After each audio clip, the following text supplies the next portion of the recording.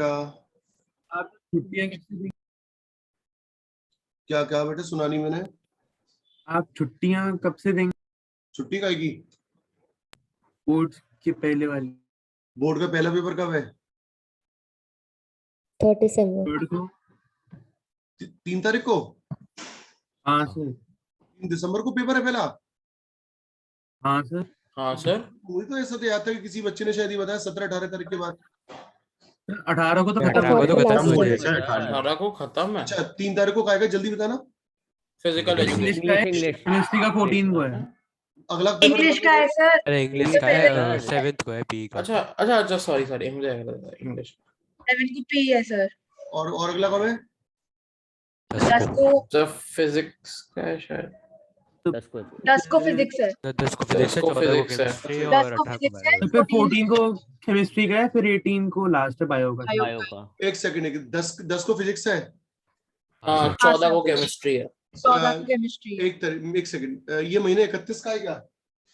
नहीं, 30 30 का का। है। 30 का है। तो 30 तारीख तक आप लोग पढ़ लो। 2 दिन बहुत है पी पढ़ने के लिए। सर इंग्लिश 3 दिन दे दीजिए। अच्छा इंग्लिश का है 3 पहला, दिन। ठीक है ठीक है। 29 तक पढ़ लो। पहले तो इंग्लिश है। 29 तक पढ़ लोगे, ठीक है? हाँ सर। हाँ सर। 29 तक पढ़ लो। सर 22 तारीख को अटेंड नहीं कर हाँ सर, हमको पाएंगे। दिल्ली जाना है जरा प्रैक्टिकल के। अच्छा हाँ, कोई सर। बात नहीं, वो तो आपस में कोऑर्डिनेट कर लेंगे। रुको, मैं संडे को एक्स्ट्रा पढ़ा दूंगा तुम्हें। अभी ये जो संडे आ रहा है उसको एक्स्ट्रा पढ़ा लूंगा, चिंता मत करो तुम। देखो 29 तारीख तक पढ़ोगे, उसके बाद तुम्हारी छुट्टी हो जाएगी। फिर तुम मेरे पास आओगे 10 तारीख की शाम को, तो मैं बताऊंगा क्या क्या कैसे कैसे पढ़ना है बोर्ड के लिए, ठीक है? 10 तारीख को आओगे मेरे पास, आओगे मतलब वो उस पर आओगे, 11 को आओगे, 12 को आओगे, 13 तारीख को केमिस्ट्री पेपर 14 को।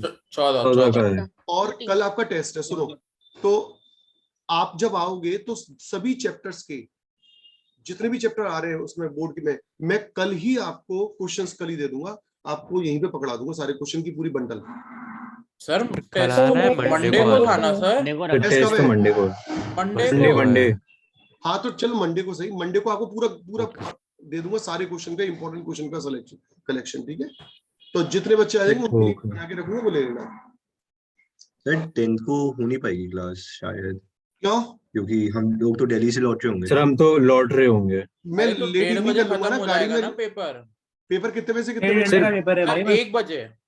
मैं शाम को ले लूंगा ना। हाँ ठीक अरे है, हाँ, बाकी ठीक है, सब्जेक्ट तो ठीक तुम है। बाकी ट्यूशन तो पढ़ोगे नहीं, क्योंकि केमिस्ट्री बाकी तो पढ़ोगे नहीं होगी। बस। ठीक है ठीक है। मैं बहुत अच्छी अच्छी चीजें बता दूंगा तुम्हें बोर्ड के पर्पज से, जब तुम मेरे को जुड़ोगे उसी के अकॉर्डिंग तैयारी करना, ठीक है? लिखिए हेडिंग डाले। अच्छा वो स्पष्ट, तू अपना क्वेश्चन रिपीट कर पहले। सर उसमें ये पूछना है कि फेरोसीन में सर पाई बॉन्ड होती है, तो उसे हम लोग वो कोऑर्डिनेशन नंबर में काउंट करना है या नहीं करना? तो ये बताइए सर, मैंने अभी आपको एक बहुत खास बात बताई है ना, दो ध्यान से सुनिएगा आप मेरी बात को, है ना? देखिए यही है बेटा। Yes sir. अब आप ये देखिए कि ये पूरा की पूरा इलेक्ट्रॉन, ये तीनों की तीनों इलेक्ट्रॉन्स इस आयरन के संग जा रहे हैं बॉन्डिंग करने के लिए, तभी आप ये डॉटेड लाइन वगैरह दिखा रहे हो, और आप तभी ईटा में इसको इंक्लूड कर रहे हो। यानी कि पर रिंग कह दूं 3 इलेक्ट्रॉन पेयर का यूज हो रहा है, हाँ या ना? हाँ सर। पर रिंग 3 इलेक्ट्रॉन पेयर का यूज हो रहा है, हाँ या ना? हाँ। कोऑर्डिनेशन नंबर बाबूजी कितना हुआ? 12 क्यों? पेयर मतलब 12 बढ़ जाए। पेयर है। 12 इलेक्ट्रॉन 6 पेयर। क्या कहा बेटे हमने? बताइए। 12 electron 6 pair. Electrons. Is this clear to you? Yes sir. अच्छा एक अनाउंसमेंट और सुन लीजिए, अगर कोई बच्चा चाहे तो कल किसी भी बच्चे को डाउट हो किसी भी प्रकार का, तो मेरी अवेलेबिलिटी यहां पर उसको मिलेगी। कितने बजे से? लगभग 2 बजे से। और मेरे पास वो चाहे तो बैठकर अपने डाउट्स को, टेक्स्ट के डाउट हो, क्वेश्चन के डाउट हो, और भी कुछ दिमाग में हो, वो सब मुझसे डिस्कस कर सकता है। कितने बजे का टाइम दिया मैंने? 2 बजे का टाइम। सब बच्चों तो का क्लास नहीं होगी? कितने भी आ सकते हैं अपने मन से। डाउट भी थी मैं आपको हाँ। दो सर हमारा तो ये क्लास टॉपिक नहीं है निकल क्या? गया था, हमारे टॉपिक में था, हमें समझा दो सर, ये क्वेश्चन आपने कराया था समझ में नहीं आया, ये बता दो, ये बता दो, यूं कर दो, तो कर दो, ऐसे करके। पर अच्छा कल तो तुम्हारी क्लास है, अरे मैं तो गलत समझ था, कल संडे थोड़ी है। हाँ सर। अरे मैं भूल गया था, सॉरी सॉरी सॉरी, कल तो तुम्हारी क्लास है। चलो क्लास के बाद पर कैसे होगा, कल आओगे पढ़ने तुम लोग? है तुम्हारे पास अभिषेक के तो डाउट पेंडिंग है मेरे पास, मुझे याद है, मैं भूल जाता हूँ एक्चुअली। और किसी Yes, sir. कल दो भेजे मैं प्रॉमिस करता हूँ अभिषेक, आज मैं तेरी पूरा कर दूं। आई एम रियली वेरी ठीक सॉरी, है sir. मैं थोड़ा सा भूल नहीं रहा सर, हूँ। तो आराम से। एक्चुअली 2-3 बजे इकट्ठी हो गई, मेरी भी तबीयत खराब हो गई, मेरे फादर की भी तबीयत हाँ खराब सर, हो मैं गई, समझता हूँ भैया सर। भैया बाहर गए हुए हैं, तो मैं थोड़ा सा बहुत मैनेजमेंट करने की कोशिश कर रहा हूँ, लेकिन मैं पक्का प्रॉमिस कर रहा हूँ जल्द तुरंत कर दूंगा। अच्छा ठीक है, तो कल फिर नॉर्मल क्लास में, सॉरी मैं भूल गया था, कल संडे है सर, सॉरी सॉरी सॉरी। हाँ एक सेकंड, हाँ लिखिए जरा जल्दी से खत्म करो। हेड डालो, classification of organometallic compound.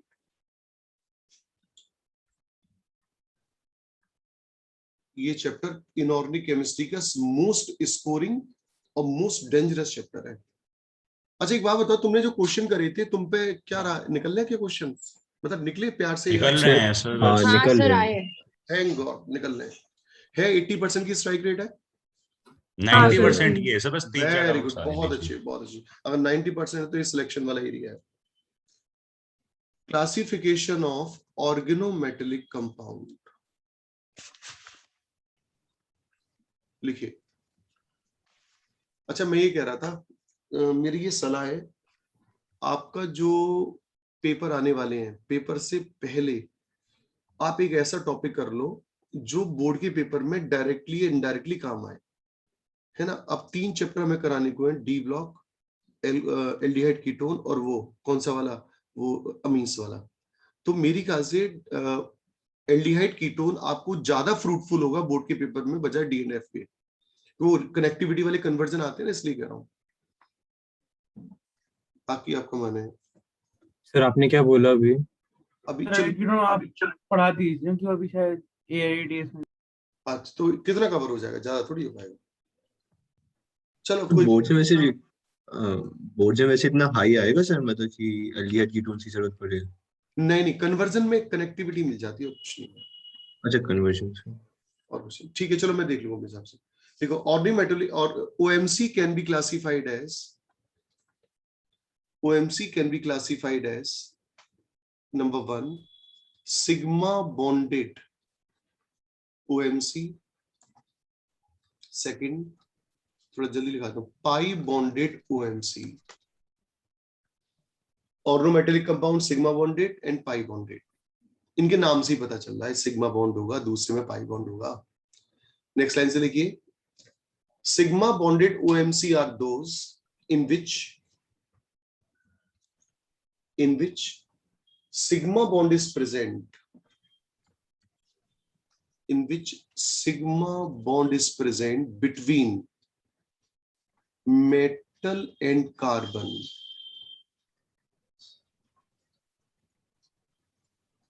Sigma bond is present between metal and carbon. Example अभी ढेरों पेट भर भर के लिखवाए, Grignard reagent, tetraethyl lead, दोबारा तो नहीं लिखवाने बच्चों, CH3L. दोबारा तो नहीं लिखवाने हैं, इतने सारे लिखवाए मैंने, जल्दी बताइए। नहीं सर। नहीं सर। बहुत सारे लिखवाए, देख लो आप। हाँ। अब लिखो नेक्स्ट लाइन से, pi bonded organometallic compounds are those in which double bond is present between metal and carbon, in which metal and carbon.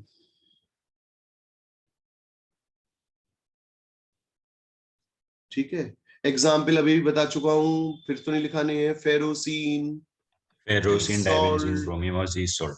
और डाइबेंजीन क्रोमियम। ठीक, यहां पर मैंने से बाइंड अप कर दिया पूरा। अब मैं ले रहा हूं एक एक करके तुम्हारी सारी पुरानी बातें, ठीक है। लिखिए, हेडिंग डाल देना, सम मोस्ट इंपॉर्टेंट पॉइंट,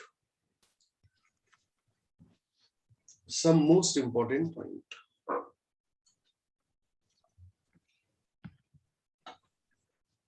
लिखाओ बेटा, रेडियो।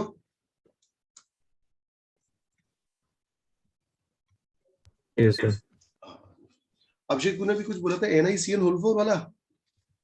हाँ सर, सर टेट्रासाइनोकॉपर। PDCl4 और वो PTCl4 मेरे को याद है, उसके बाद कुछ आया था। संग में NiCN4 टेट्रासाइनोनिक। क्या आपने देखा इसमें जो आप पूछना चाहते हो? सर इसकी चार्ज मैं जब बता, निकालने बैठा चार्ज बता। -2 हाँ बोल। अब सर इस पे निकल पे +2 चार्ज है, हाँ। अगर दिखाई दे ऑक्सीडेशन स्टेट, हम्म, तो मतलब सर उसकी कॉन्फ़िगरेशन 3D8 निकलेगी। हाँ। और सर स्ट्रॉन्ग फील्ड लाइगेंड, तो सर अगर D8 है तो मतलब कि sp3 आनी चाहिए इसकी DSP2 कॉन्फ़िगरेशन। आएगा, DSP2 4 कोऑर्डिनेशन नंबर है बाबूजी। वो तो ठीक है सर, लेकिन D8, अच्छा D8 है, हाँ फिर ठीक है सर, ठीक तो है, इसमें डाउट नहीं है। अच्छा ठीक है। Yes sir. अब कुछ दिनों पहले याद हो आपको, तो मैंने कुछ एग्जाम्पल कराए थे, मैंने कहा था कुछ एक्सेप्शंस की हम बात करेंगे। हाँ सर। आ जाइए। अच्छा, अब मैंने आपको पूरा चैप्टर दे दिया है कल डिस्कशन करने के लिए, कॉम्प्लेक्स सॉल्ट का, ये कोऑर्डिनेशन कंपाउंड का। ठीक है, कल आप पूरा चैप्टर करके बैठोगे और सारे डाउट्स आज आपने एक लेवल के भेज दिया, बच्चे को जितने भी क्वेश्चन है सब भेज दो। दिविशा तेरे पास आ गए सारे क्वेश्चन? Yes, sir. ठीक है, देखो 3 इंपॉर्टेंट फेवरेट क्वेश्चन एग्जामिनर के। पहला, NiCl4 2- PdCl4 2- और इसी के जैसा होता है PtCl4 2-। ये 3 एग्जाम्पल है। अब जो धमाका कर रहा हूं ध्यान से सुनना। तुम अगर पहले एग्जाम्पल को सॉल्व करते हो तो मुझे तुम बताओ कैसे करते हो, तुम सब बच्चे बताओ कैसे। सर D8 आएगा, D8 अल्टीमेटली Na2+ का, और वीक फील्ड 3D8 लाइगेंड है तो पेयरिंग लाइगेंड फोर्स का 2। 2D में पेयरिंग होगी नहीं, 2Na2 प्लस sp3 हो होगा तो जाएगा। 3D8 4 ऐसे। फिर मैं लिखूंगा since chloride chloride is UFL। WFL। एक पूरा ऑर्डर भी देने के लिए मैंने आपको प्रॉमिस किया हुआ, अपनी कॉपी में से याद करो। हाँ सर। हाँ। Chloride ion is a weak SFL। Force नहीं करेगा। तो ये क्या इलेक्ट्रॉनिक एनवायरनमेंट को प्रभावित करेगा? नहीं करेगा। नहीं सर। क्या इनके अरेंजमेंट को प्रभावित करने की स्थिति में? नेवर है तो नहीं। बात नहीं। अरे तेरी चल जा।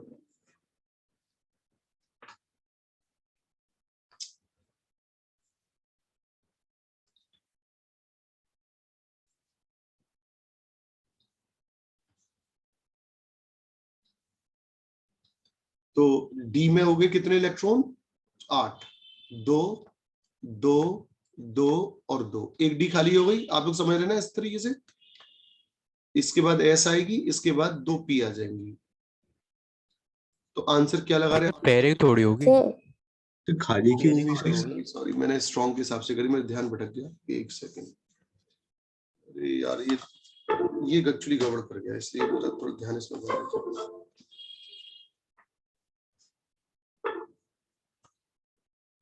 हाँ जी, हाँ पेयरिंग नहीं होगी, इसलिए हाइब्रिडाइजेशन क्या आ जाएगा बेटे? sp3 tetrahedral. हाँ, जरा कुछ याद है क्या आपको?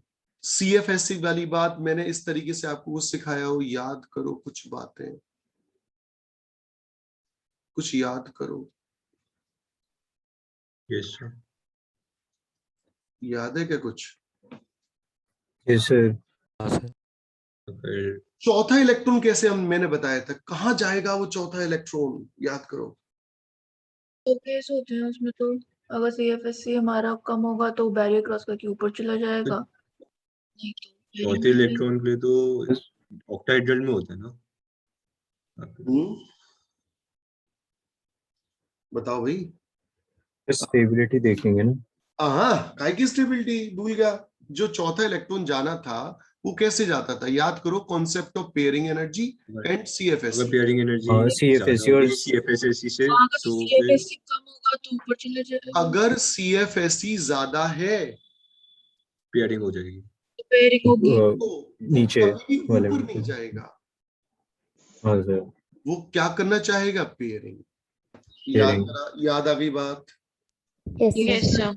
Yes, sir. क्या याद है कि CFSE is directly proportional to principal quantum number? Principal quantum. Yes, हाँ, sir. sir. तो ये जो WFL होता है ना, ये जो SFL होता है, ये क्लासिफिकेशन, ध्यान रखना, धमाका कर रहा हूँ, ये जो क्लासिफिकेशन है WFL SFL का, ये थर्ड पीरियड के मेंबर, फोर्थ पीरियड यानी कि 3D सीरीज के मेंबर के लिए होता है बस, ये आगे की सीरीज के लिए नहीं होता है। नहीं समझ में आया? ये जो सर, दोबारा रिपीट। ये जो repeat कर। WFL और SFL करते रहते हैं ना, ये किसके लिए होता है? 3D series. 3D 3D series के लिए। बाद में 4D सीरीज आती है, बाद में 5D सीरीज आती है। चाहे WFL आ जाए, चाहे SFL आ जाए, कमजोर आ जाए, चाहे मॉडरेट आ जाए, चाहे वेरी स्ट्रॉन्ग आ जाए, पेयरिंग तो होगी अगर जगह है तो। वहां पर नेचर ऑफ लाइगेंड डिपेंड नहीं करती है। नहीं करता। Over pairing. हाँ। क्या कहा हमने? बहुत खास बात बोली। सर, मतलब सर, आपने बेसिकली कहा सर कि जो हम ऑडियो लोग साइड W- सीरीज के अंदर CFSE SFL में ज्यादा होता है। CSFP Division है, करते वो 3D सिर्फ- सीरीज के लिए है, बाकी 4D 5D आएगी तो होगी पे। ये वाली बात लिख लो बेटा, मेरी ख्याल से तो बहुत खास बात लिखाई है मैंने। लिख रहे हो क्या?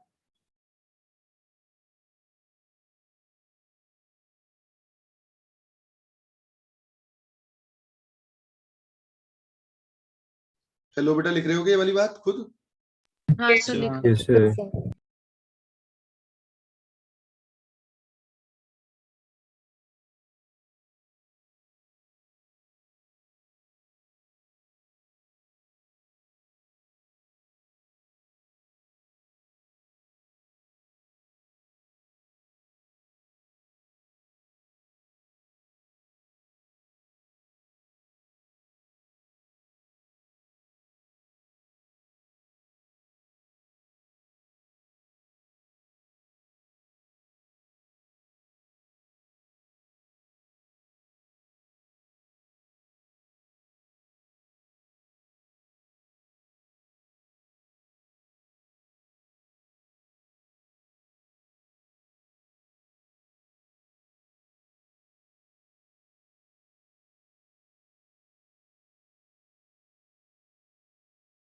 Sir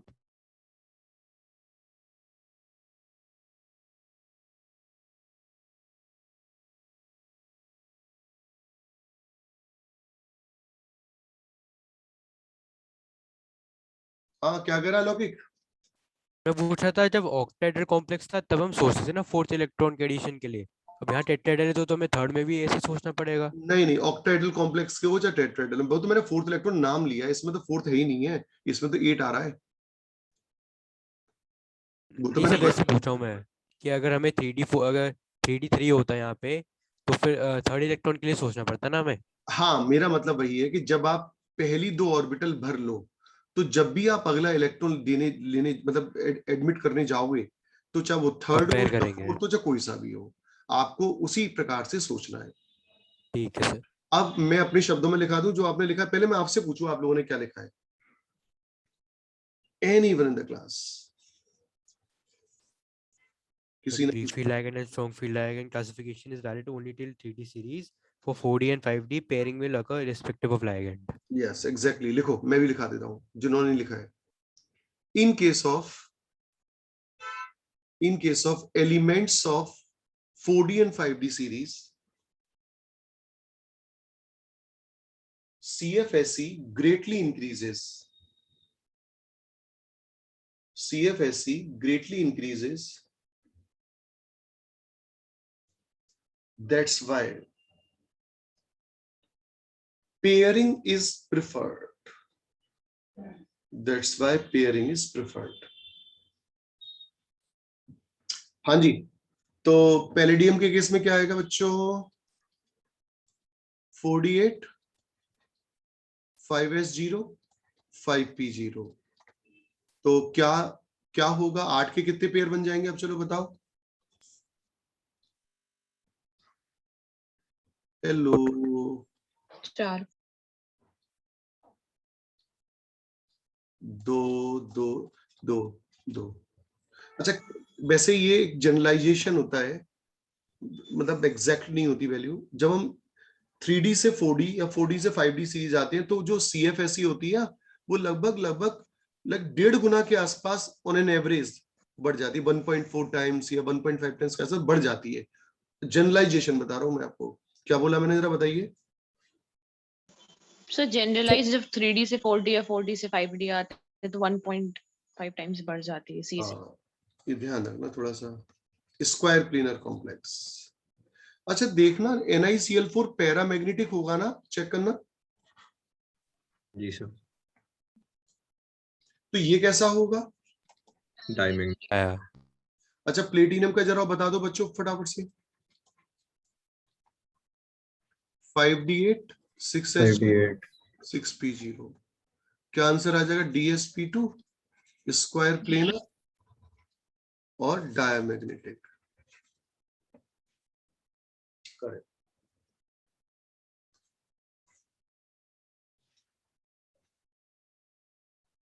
sir yes. एनसीईआरटी में पैलेडियम और प्लेटिनम की कॉन्फ़िगरेशन में एक्सेप्शन होता है, मतलब कुछ? हाँ और क्या, डी ब्लॉक में पढ़ाऊंगा ना। वही मैंने मैं तो देख 2 इलेक्ट्रॉन निकलने आने के बाद लिखा है ना, वो एक्सेप्शंस है। हाँ, मैं टेबल में वही देख। D10 आ रहा होगा किसी में। उसके में 10 है पैलेडियम में, और प्लेटिनम में 1 और 9 है। हाँ हाँ हाँ, मैंने तो इफेक्टिवली लास्ट का निकाल लिया बस। एक्सेप्शन है, बहुत बड़े सिखाने पड़ेंगे तुम लोगों को सारी बातें। डी ब्लॉक में पढ़ाऊंगा। हाँ तो जी। फिर कार्बोनाइल ग्रुप के साथ तो sp3 होगा ना, अगर यहाँ पे, किसमें? अगर टेट्रा कार्बोनाइल पैलेडियम होगा तो फिर तो हम लोग sp3 लिखेंगे ना। क्यों? अच्छा वो उसकी वजह से सारे इलेक्ट्रॉन जीरो में आ जाएंगे। हाँ हाँ, वो तो कह रहे हैं। मैंने क्या कहा, इफ पॉसिबल, अगर पेयरिंग पॉसिबल है तो चाहे वीक आ जाए चाहे स्ट्रॉन्ग आ जाए, पेयरिंग होगी।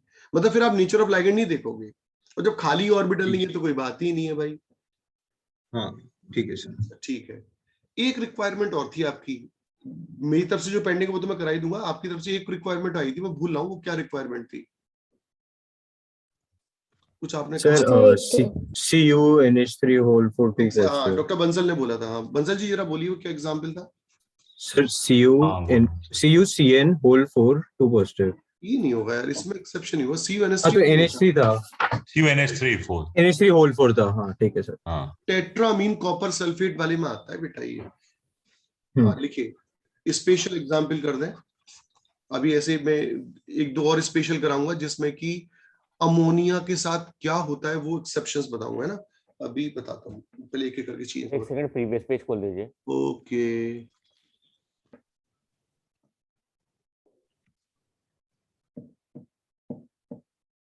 सर एक आपने कहा था कि आप JDT से एक बार कंफर्म करेंगे आयनिक रेडियो कल के इरविंग वाले जो आपने बताया था। उसमें कुछ एक्सेप्ट हम लोग डेविएट कर रहे थे ना एनसीईआरटी से। हाँ जी सर। एनसीईआरटी से डेविएट कर रहे थे 3D सीरीज के जो मेंबर थे ना, मैग्नीज वगैरह। ठीक है ठीक है ठीक है ठीक है, ओके। नोट कर लेता हूँ। हो गया सर। ओके भाई, 3D सीरीज। हाँ देखिए। अच्छा जरा ये एक्सेप्ट मतलब इंपॉर्टेंट पॉइंट बना के लिखना। कॉपर 29 कॉन्फ़िगरेशन क्या आएगा? 3D10 4s1। कॉपर किस स्टेट में? +2 स्टेट में। कितना आ गया? 3D8 4s0 3D9। Sorry 3D9।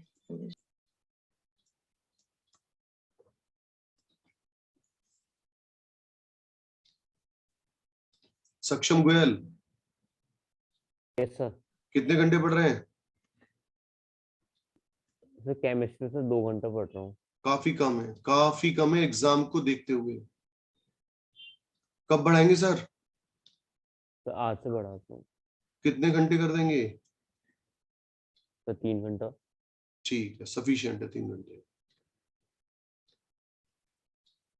Bansal ji कितने घंटे चल रहे हैं आजकल? सर केमिस्ट्री के लिए 2.5 घंटा चल रहा है।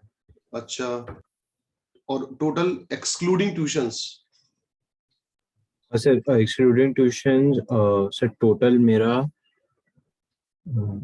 9 चल रहा है सर। एक्सक्लूडिंग ट्यूशन बोले हो ना? हाँ सर।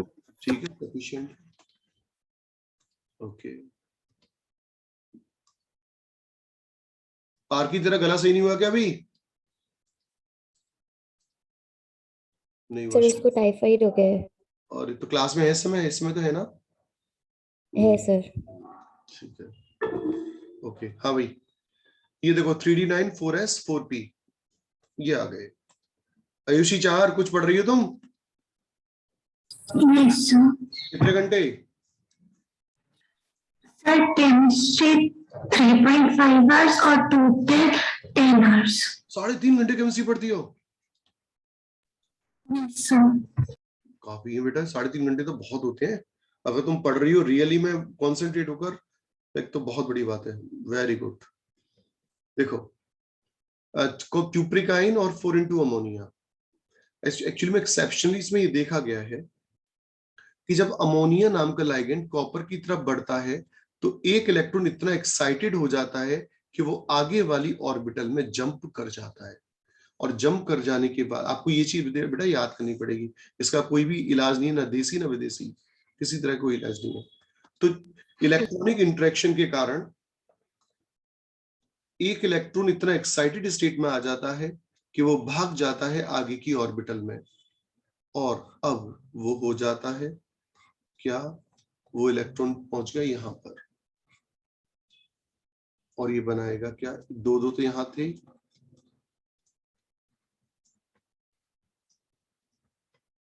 अब आंसर आ जाएगा क्या, DsP2। अगर ये हमें याद नहीं हो ना तो बच्चा हर कीमत पर आंसर लगा के आएगा sp3 हाइब्रिडाइजेशन। ये ट्रूली आपको लर्न करना पड़ेगा हर कीमत पर। इनसे जंप ही क्यों हुआ, मतलब ये नहीं, एक्चुअली में क्या हुआ कि अब क्यूप्रिकाइन जो है वो अमोनिया को जब खींच रहा होगा तो इनके बीच में जबरदस्त अट्रैक्टिव फोर्स हुए होंगे आयन डाइपोल इंटरेक्शन के कारण, और उसके कारण इसकी एनर्जी बढ़ी होगी, और उसके कारण ये इलेक्ट्रॉन एक्साइटेड हो गया, ये माना गया है। मतलब इसका ये एक्सप्लेनेशन दिया गया है, स्टैंडर्ड एक्सप्लेनेशन कि ऐसा हुआ हो इनके, क्योंकि हमने जब टेट्रामीन कॉपर की ज्योमेट्री की स्टडी करी तो वो टेट्राहेड्रल ना होकर वो क्या निकली, स्क्वायर प्लेनर। तो वैज्ञानिकों ने ये अनुमान लगाया है कि ऐसा हुआ होगा। अच्छा एक बात बताऊं, मैग्नेटिक मूवमेंट से तो ये क्वेश्चन सॉल्व हो नहीं पाएगा। यहां से भी देखो तो मैग्नेटिक मूवमेंट 1 के बराबर आएगा, और यहां से भी देखो तो 1 के बराबर आएगा। तो वैज्ञानिकों ने जब ज्योमेट्री पाई है इसकी स्पेक्ट्रोस्कोपिक स्टडी से, तब उन्होंने ये मतलब पोस्टमार्टम कराया उन्होंने। आप ये फैक्ट हो गया, और उन्होंने इसका पोस्टमार्टम कर दिया कि इलेक्ट्रॉन ऐसे चला गया होगा इसलिए स्क्वायर प्लेनर है। इसके अलावा और कोई एक्सप्लेनेशन लोगों की तरफ से नहीं दिया गया है square planar.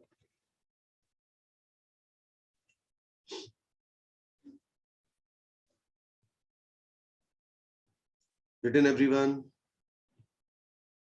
Yes sir.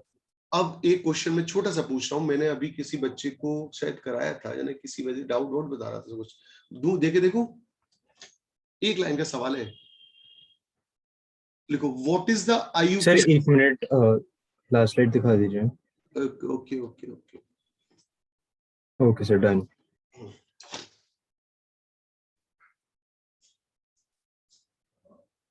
What is the IUPAC name of H2PtCl6?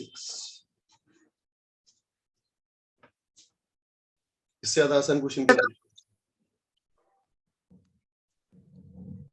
Sir dihydrogen hexachlorido platinum 4। Okay, बाकी बच्चे ही बताएं।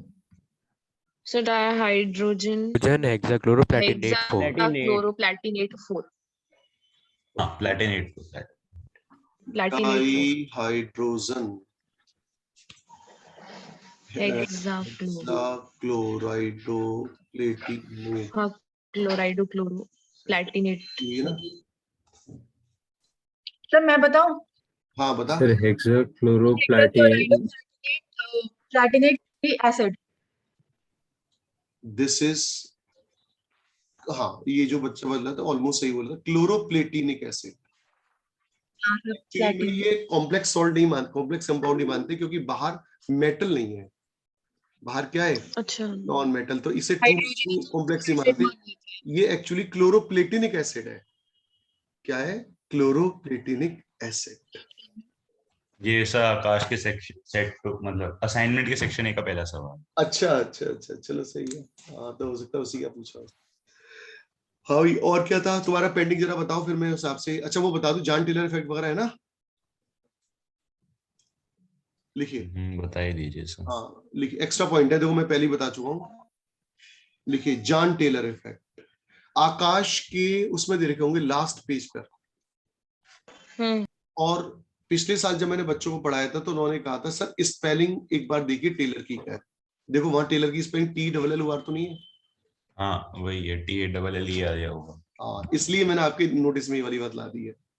अलग अलग बुक्स में अलग अलग स्पेलिंग है, तो आप चाहो दोनों स्पेलिंग लिखो, चाहे कोई एक स्पेलिंग लिख लो। जॉन टेलर इफेक्ट बताओ भाई।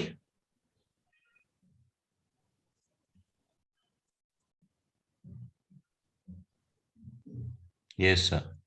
Yes sir. देखो जॉन टेलर इफेक्ट, इसको हल्के से मत लेना इस आर्टिकल को, ध्यान से सुनना। किसी भी वजह से अगर सिमिट्री में डिस्टॉर्शन होगा वहां जॉन टेलर या JT आएगा। कोई बच्चा बोल दो JT कब आएगा? जब सिमेट्री में डिस्टॉर्शन होगा। जब भी इलेक्ट्रॉन के अरेंजमेंट में डिस्टॉर्शन होगा JT आएगा। बस अब इस बात को समझने की बारी आ चुकी है।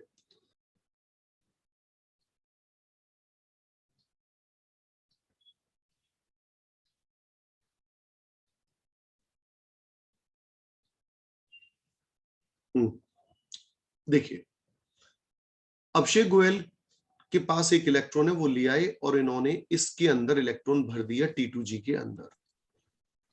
जिया चौधरी, इलेक्ट्रॉनिक कॉन्फ़िगरेशन क्या हुआ? T2G1 EG0। क्या इसमें सिमिट्रिकल फिलिंग हुई है? ना। T2G भी इनकम्प्लीटली भरी हुई है और ऊपर का EG खाली पड़ा है।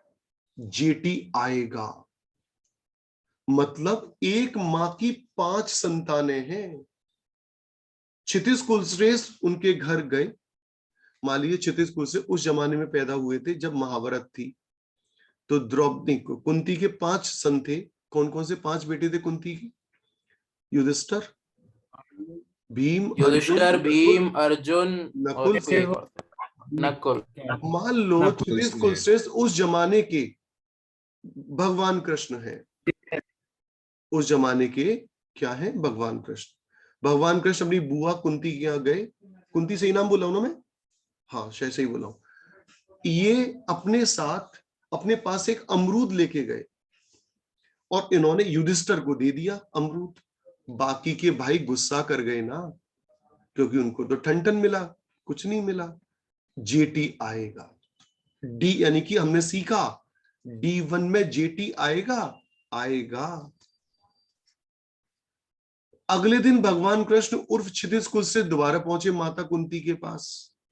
इन्होंने युधिष्ठिर को भी एक अमरूद दिया और अर्जुन को भी एक अमरूद दे दिया। JT फिर भी आएगा, क्योंकि अभी भी सिमेट्रिकल डिस्ट्रीब्यूशन नहीं हुआ है। अब फिर गई ये एक इलेक्ट्रॉन उन्होंने किसको दे दिया? एक अमरूद, भीम को दे दिया। D3, इसमें JT नहीं आएगा, क्योंकि ये तीनों जो एक ही फ्लोर पे रहते थे, इन तीनों को इक्वल मात्रा में मिल गए। ऊपर वालों पे तो किसी पे कुछ था ही नहीं। यहां JT नहीं आएगा, आएगा तो बेहद मिनिमम आएगा। यहां पर इलेक्ट्रॉन का डिस्ट्रीब्यूशन इक्वल है तीनों के लिए। एक फ्लोर पे जो 3 रहने वाले उनके लिए बिल्कुल इक्वल है। आ गया D4 मैंने यहां रख दिया। JT आएगा, अनइक्वल डिस्ट्रीब्यूशन ऑफ इलेक्ट्रॉन है। अब बताना अगर समझ में आया हो तो। अगर D5 आ गया तो क्या JT आएगा? नहीं आएगा। क्यों नहीं आएगा? Equal distribution of electrons. Equal distribution है, 5 ऑर्बिटल को एक एक इलेक्ट्रॉन मिला है। क्या तुम्हारे दिमाग में JT की इमेज गई नहीं गई? सोच के बताओ। चली गई, आ गई। सर समझ आ में गया। नहीं आया sir. Anywhere in the class you can explain JT. Sir jetty तब होता है जब अनइक्वल डिस्ट्रीब्यूशन होता है इलेक्ट्रॉन्स का सर ऑर्बिटल्स में। तो जब D1 था तब जेटी का एक्सप्लेनेशन हुई, जब D2 था तब भी हुई, पर D3 पे नहीं हुई क्योंकि सर T2G में सर तीनों ऑर्बिटल्स में सेम नंबर ऑफ इलेक्ट्रॉन्स थे, उनकी सेम एनर्जी थी, तो इसलिए उसमें कोई इसमें जेटी नहीं लगेगा। फिर D4 में लगेगा और D5 में नहीं लगेगा क्योंकि सारे ऑर्बिटल्स में सेम एनर्जी सेम इलेक्ट्रॉन्स है इसलिए। बिल्कुल सही, बहुत ही अच्छा बताया आपने। जेटी कब आता है? जब भी इलेक्ट्रॉन का डिस्ट्रीब्यूशन कैसा हो जाता है? अनसिमेट्रिकल। चलो और करते हैं। जेटी में होता क्या है? जेटी में क्या होता है? अनइक्वल डिस्ट्रीब्यूशन की वजह से ज्योमेट्री डिस्टॉर्ट होने लग जाती है, उसकी जो भी हमारे पास कॉम्प्लेक्स होता है। अगर इलेक्ट्रॉन सिमेट्रिकली भरे हैं तो ज्योमेट्री ठीक आती है, लेकिन अगर अनइक्वल डिस्ट्रीब्यूशन है इलेक्ट्रॉन का तो ज्योमेट्री डिस्टॉर्ट होने लग जाती है। अब जैसे मैं आपको दूं, सोच के देखना। अच्छा पहले बताओ, जेटी का भूत कब आता है? जब अन्याय हो। सर जब इलेक्ट्रॉन्स अनसिमेट्रिकली। ठीक है, राइट, बिल्कुल सही। अब जरा बताइएगा, D6 विद SFL। SFL की फुल फॉर्म तो बता दो। Strong field ligand. Strong Okay, like that. क्या करेगा SFL 6 इलेक्ट्रॉन का? Pairing. पेयरिंग करेगा।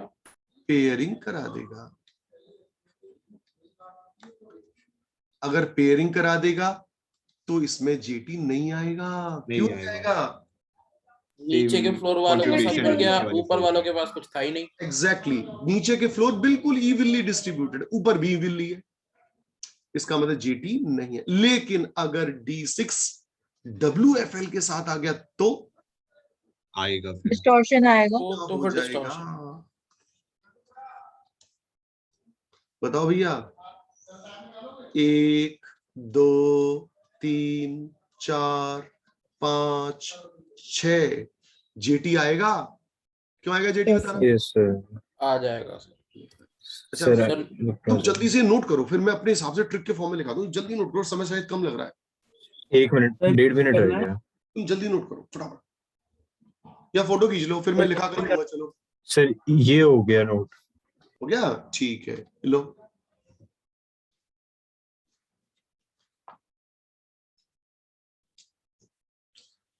सर अभी रीजन नहीं, कल क्लास ज्वाइन करेंगे। कल की क्लास में कर देंगे, और कल डाउट के लिए तैयार रहना, ठीक है? Sir okay sir. Previous slide लगा दीजिए प्लीज। ओके, फोटो खींच ले। Thank you sir. बाय बेटा, good day. Thank you thank sir. You.